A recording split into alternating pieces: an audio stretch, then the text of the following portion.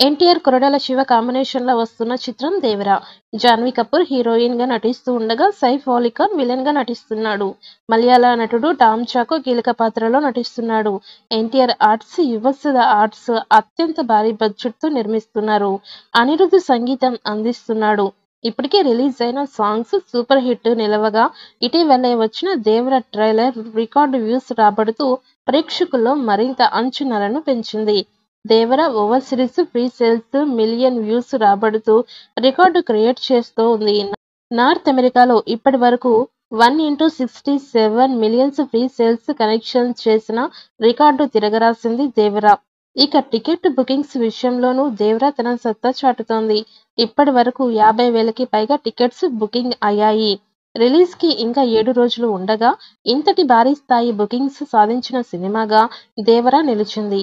Release నాటికి 2x5 మిలియన్‌కి పైగా రాబట్టి 'బాహుబలి 2' ప్రీ సేల్స్‌ను 'దేవర' క్రాస్ చేస్తుందని ట్రెండ్ అంచనా.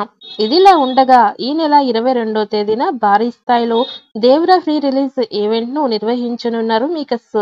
ఈ వేడుకలకి ప్రముఖ దర్శకులు త్రివిక్రమ్, ప్రశాంత్ నీల్, రాజమౌళి అతిథులుగా రాబోతున్నట్టు తెలుస్తోంది. నందమూరి కళ్యాణ్‌రామ్, సుధాకర్ మిక్కినేని సంయుక్తంగా నిర్మించిన 'దేవర' సెప్టెంబర్ 27వ తేదీన వరల్డ్ వైడ్‌గా భారీ స్థాయిలో రిలీజ్ కాబోతోంది. ఇక ఫ్యాన్స్ అయితే 'దేవర' సినిమాని బిగ్ స్క్రీన్ పైన ఎప్పుడెప్పుడు చూద్దామా అని ఎంతో ఆతృతగా ఎదురుచూస్తున్నారు.